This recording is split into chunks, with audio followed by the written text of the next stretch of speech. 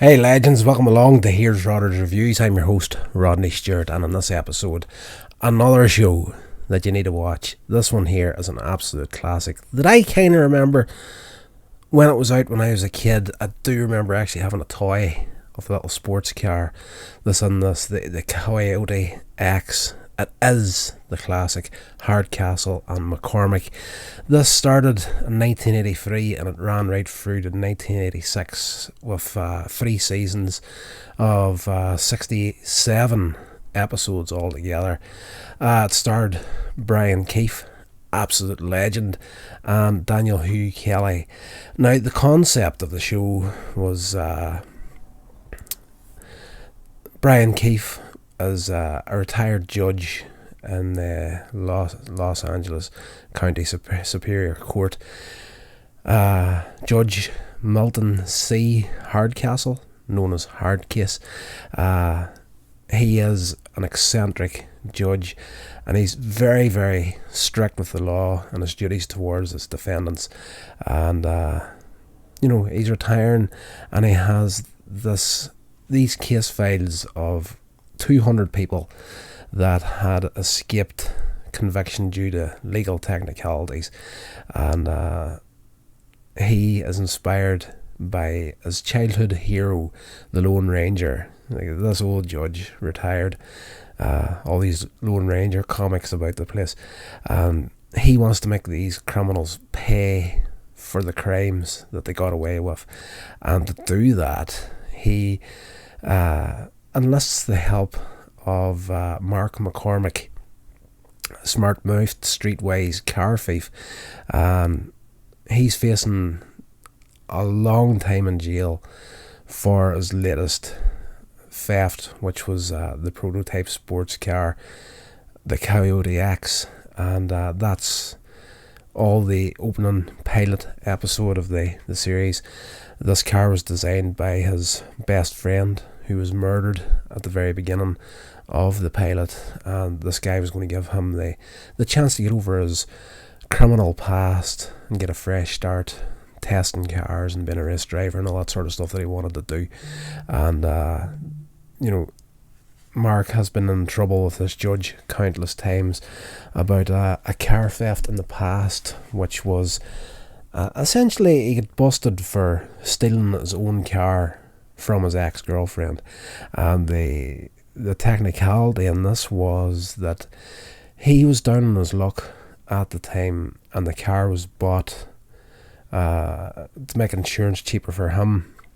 His girlfriend kind of signed for the car, which meant legally, in legal terms, the car actually belonged to her, but it was Mark's car, and when he took the car to leave, he got done for the theft of his own car, essentially. So there's a lot of comic moments between him and the judge in this opening episode over that part alone. And the opening episode, him and the judge get together to solve this crime of the guy that was murdered, that was going to give Mark this chance. Hardcastle, as I say, wants Mark to help him with these 200 other cases, and the deal is that Mark McCormick has to be legally signed over to the judge as on parole, and the judge kind of signs himself as Mark's the guy that looks after Mark. He's a ward of the state essentially at this point, and the judge has full control over him and what he can do and what not, and if he doesn't do what the judge says, he's going to end up back in the slammer. It is a fantastic episode. It's a fantastic series, all 3 seasons. Very rarely you get shows where every episode is a strong episode, but Hardcastle and McCormick is an absolute gem of just a show that delivers something tasty in every episode. Just like the Rockford Files that I did in the previous shows you need to watch video. That's another one. We're on this about halfway through season 3 right now. I've seen the whole thing before, and I can nearly 100% say hand and heart every episode is fantastic, and that series Hardcastle and McCormick is exactly the same. The show's great. It's listed as a crime drama action show, but there's quite a bit of good comedy in there as well, and the relationship between Brian Keefe and Daniel Hugh Kelly is absolutely fantastic in this series. They go from, throughout the run of the show, they go from, you might as well say, mortal enemies, because the judge is just after him at the very beginning, and if Mark's on the wrong side of the law, he's going to lock him up and throw away the key. But throughout the run of the 3 seasons and all the adventures they get into trying to track down these different criminals and whatnot, they move from real enemies to a genuine respect for each other. And by the time we're coming up to the end of that 3rd season, it's like a father and son thing going on there between the two of them. So it's an awesome show, and that dry wit and humour that you got back in the early 80s and whatnot, shows that were, as I say, listed as crime dramas and actions, a lot of funny moments in them as well.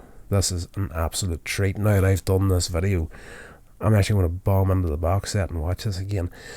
Now, having said that, if memory serves right, whenever we were trying to track down this series on DVD, it was very, very hard to get a hold of it in the UK here. It's not impossible to get it, but if you're going to get it on DVD, I would highly recommend that you get hold of one of those little DVD players that's like multi-region, because the chances of getting one, a set of DVDs that actually work on PAL players here in the UK, were fairly slim back then. I don't know what the DVD situation is now with Hardcastle and McCormick, but back then it was like an American DVDs we had to get hold of. But as I say, multi-region DVD players will play that no problem, so keep that in mind. But I'm pretty sure there's a few episodes of this online somewhere, but definitely check it out. The show is great, the stunts on it are fantastic, and that little car,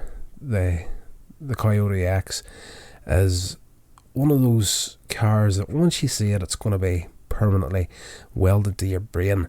Now, they did change the car in season 3. They got one of these, the Lamborghinis, and actually changed the tail end of it and the nose of it to try to make it look like the original Coyote, but just because the car was so small, it's so low down to the ground, it's almost like a go-kart at times. It's not a huge car, and I think Brian Keefe at this stage was just at his age and whatnot, he found it difficult to get in and out of the original car, and they,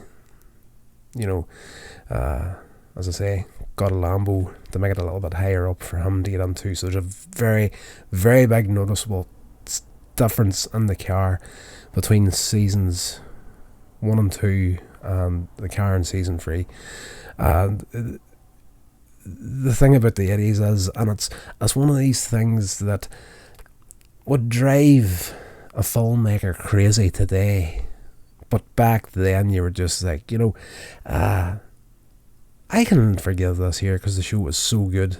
There'd be in one car at one point in the show, like the modified Lamborghini, which is fairly big, and then they'd be doing something from the show and they maybe use some stock footage from a stunt in season 1 and 2, and then the next one point this modified Lambo is doing one part of the scene, and then the next thing it's this little small go-kart sized car.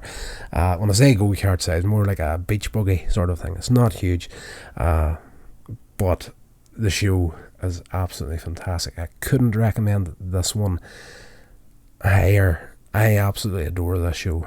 Absolutely fantastic. So between this and the Rockford Files and the last episode, that's definitely 2 genuine treats to check out. Classic series.